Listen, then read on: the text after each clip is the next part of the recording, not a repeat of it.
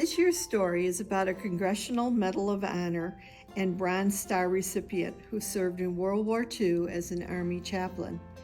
He returned home safely, and when the Korean conflict began and the Army put out a call for chaplains, he convinced his bishop to allow him to return to the military. Even though he never fired a single shot in all his years of service, his valor and selfless service definitely made him a hero in the eyes of all the men he served, no matter what their religious affiliation. I guess you might even say that the inspiration for choosing this particular story came about through divine intervention.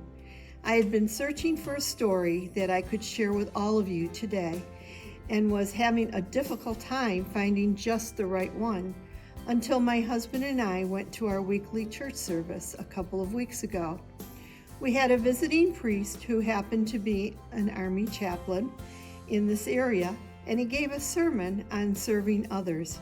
He shared the story of Father Emil Kapan. We were both impressed with the story. Later, I did some research on Father Kapan, the story I'm going to share with you is now a combination of that sermon and the remarks made by President Obama as he awarded the Medal of Honor to the family of Father Capon.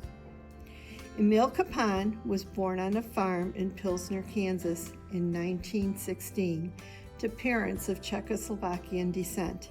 He grew up helping his parents on the farm and had the reputation of always going out of his way to help others.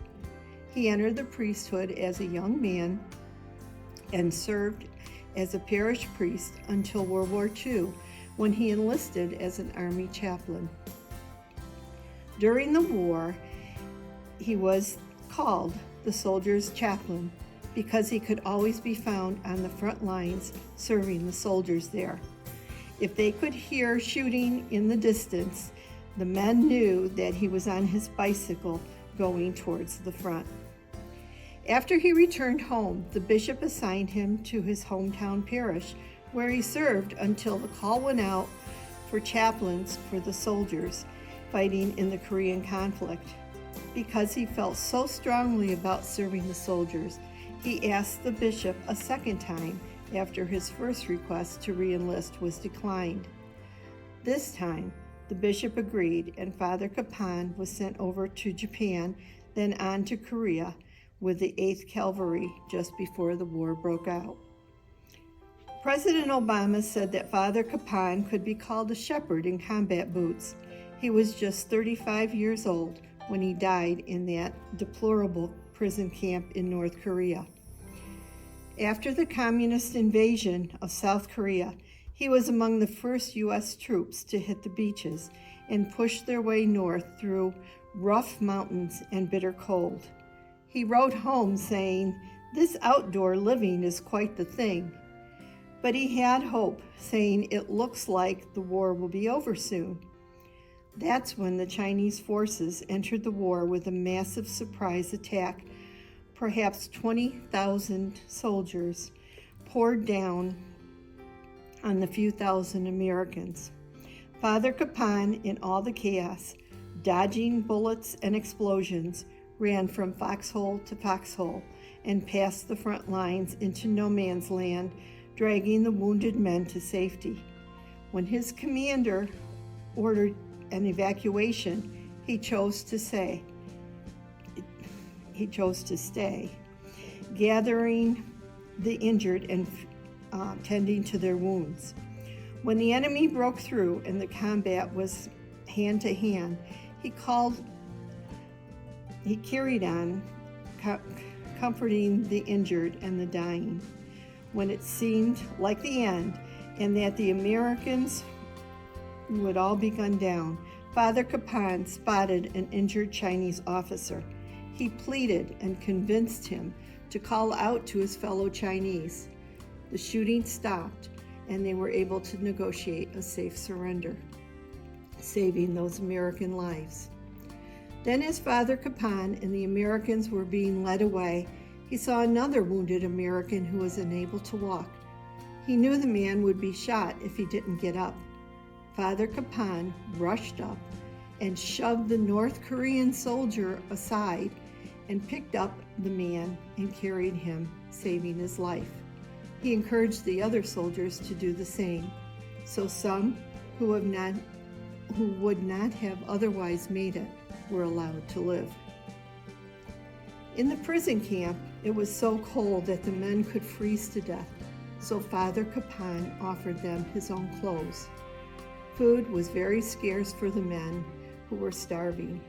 He somehow found a way to sneak past the guards at night and forage in nearby fields, returning with rice and potatoes for the men. He also got rocks and used them to pound pieces of scrap metal into pots so he could boil water for the men to drink, as many were suffering from dysentery. The conditions were so bad that he washed their clothes and cleansed their wounds. The guards ridiculed his love for God. They took away his clothes and made him stand in the bitter cold for hours, but he never lost his faith. If anything, it just grew stronger. At night, he would slip into the huts and lead the prisoners in prayer. That spring, he led an Easter service. As the sun rose, he led the prisoners to the ruins of an old church on the prison camp grounds, and there he held up a handmade cross as prisoners of various denominations sang the Lord's Prayer in America the Beautiful. They sang so loud that the other prisoners across the camp heard them and joined in filling the valley with song and prayer. Father Capon gave the men hope, and many said that's what kept them alive. However, the deplorable conditions took their toll on Father Capon. He became ill with dysentery and pneumonia. That's when the guards saw their chance to rid themselves of this nuisance. They came to take him away to the hospital, they called it. The men knew they were taking him away to die, and they cried and pleaded with the guards to leave him there. Father Capon told the men, "It's okay. I'm going to where I've always wanted to go. And when I get there, I'll say a prayer for you." As the guards took him away, he blessed them and asked God to forgive them.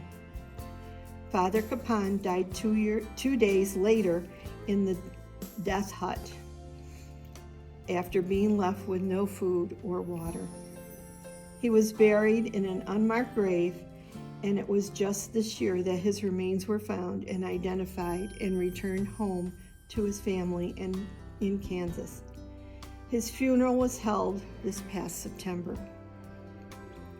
When the war ended and the prisoners were released, Father Capon's men walked out of the prison camp carrying a 4-foot crucifix that they had fashioned out of firewood. They used radio wire to fashion the crown of thorns. In 2003, his nephew proudly accepted the Medal of Honor in his name.